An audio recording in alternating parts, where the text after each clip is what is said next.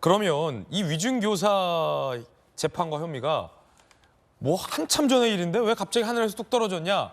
일각에서 이런 궁금증도 있을 것 같은데요. 이게 왜 나왔는지 그 과정을 좀 추적해 보면 아, 이래서 지금 이게 나왔구나 싶은 대목이 있습니다. 위중교사 낳은 검사 사칭 사건. 이게 일련의 어떤 뭐랄까 연쇄 작용 같아요. 어떤 사건이 땅 터지면 그거를 방어하다가 다른 사건이 터지고가 연쇄적인데 2003년 일단 검사 사칭을 했어요. 그래서 벌금 150만 원 유죄가 나왔습니다.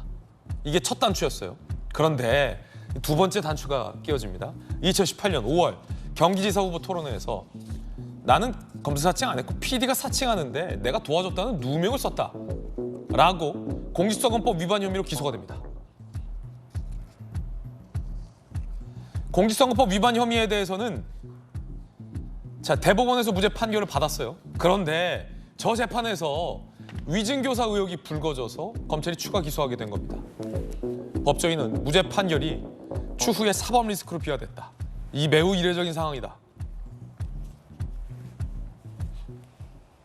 결국은 검사 사칭, 공직선거법 위반, 그리고 위증교사로 연쇄적으로 이어지는 사건인데 이게 검찰 시각에서 봤을 때는 박정호 의원님, 네. 검사가 아닌데 검사라는 거짓말을 했고 사칭을 했는데 사칭을 안 했다는 거짓말을 했고 못 들었다는 증인한테 들었다라고 거짓말을 독촉했고 제법 큰 거죠. 검찰 시각에서 보면 거짓말이 이어진 그런 거잖아요. 거죠. 그런 거죠. 이재명 대표는 다 부인하고 있습니다만 그러니까 검찰의 시각에선 검찰 시각에서는 당연히 저렇게 되는 거고 저희가 그래픽에서 앞서 봤습니다마는 대법원에서 공직선거법 위반 혐의에 무죄가 나지 않았으면 이미 세상에 드러났던 얘기인데 그때 무죄로 판결이 최종 확정이 되는 바람에 이게 좀 묻혀져 있었거든요. 거에 드러나는 거예요. 근데 세상의 이치라는 게 그래요. 하나 아닌 것 같고 하나 거짓말로 넘어가는 것 같아도 돌아 다시 제자리로 가 있는 거예요. 그러니까 네. 검사 사칭해서 넘어갔던 거 벌금 받고 이후에 허위 사실 얘기한 게 그냥 없어진 것 같아도 결국에는 이재명 대표가 그 뒤에서 전화 걸어서 자기에게 유리하게 증언해달라고 한 게 녹취가 있다는 거 아니에요. 녹취가 있다는 거고 얼마 전에 백현동 더하기 위중교사 혐의로 기소가 돼서 구속될 뻔한 영장실질심사에서도 그 재판부가 그랬잖아요. 이 위중교사 혐의에 대해서는 충분히 소명이 된다. 네. 그러니까 그 판사 입장에서 봤을 때도 이건 당연히 유죄라는 거 아니에요. 그리고 이 위중교사 혐의라는 게 우리 정혁진 변호사님 계시지만 양형이 제법 높다는 거예요. 그래서 저게 녹취도 있고 그다음에 범죄가 소명이 돼서 만약에 재판부가 유죄로 판결하면 제법 큰 형량이 나올 거라서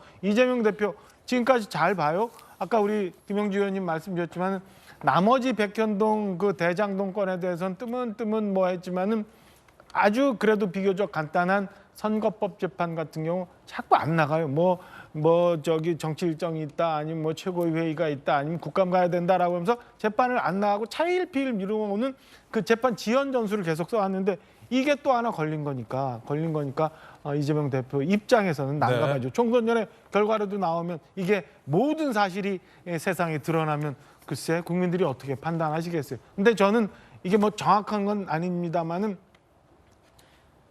법률가들 많이 얘기하는 그건 진짜 좀 되새겨봤으면 좋겠어요. 뭐요?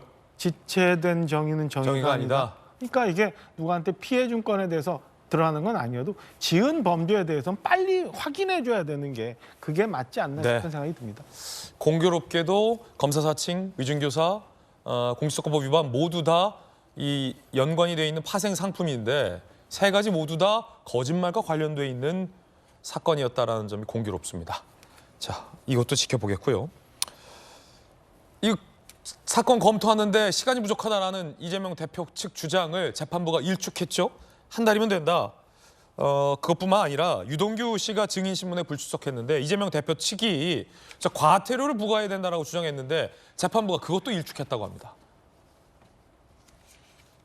유동규 씨가 증인신문에 불출석했어요. 이재명 대표 측은 과태료 부과해야 된다라고 주장을 했습니다. 그런데 재판부가 과태료는 적절치 않다라며 일축을 했습니다. 뭐가 이렇게 일축 많이 당하네요, 정혁진 변호사님. 저게 과태료가 별게 아니에요. 왜냐하면 이제 증인으로 소환이 되는데 그런데 안 나오는 사람이 있단 말이에요. 그런데 재판부 입장에서는 꼭 증언을 들어야 된다. 그런데 안 나온다. 그러면은 그 민사 소송이든 형사 소송이든 과태료를 부과할 수 있는데 맥시멈이 500만 원이에요. 그럼 안 나온단 말이에요. 그럼 500만 원 부과해요. 그러면 그 다음번에 또 나오라고 또 안 나와요. 그럼 1,000만 원 되고요. 또 안 나와요. 그럼 1,500만 원 되고 그런데 그렇게 금액이 커지면 증인들이 부담이 되니까 이제 출석해가지고 증언을 하는데 이렇게 출석하게 되면은 재판부가 과태료를 또 다 면제를 해줘요. 나와서 증언을 갖다 해주니까. 그 다음에 유동규 씨는 이재명 대표를 위한 증언을 하기 위한 거는 아니잖아요. 오히려 제가 봤을 때 안 나와줬으니까 이번 재판 한번 또 넘어갔네라고 하면서 고마워했을 건데 저기에 대해서 그렇게 뭐 과태료 부과하라 이렇게 오바했는지는 잘 모르겠고요. 유동규 씨가 뭘 잘못 먹었는지 몸이 안 좋은 것 같은데 아마 금요일 재판에는 나와가지고 증언을 제대로 할 것이다라고 저는 기대합니다. 네.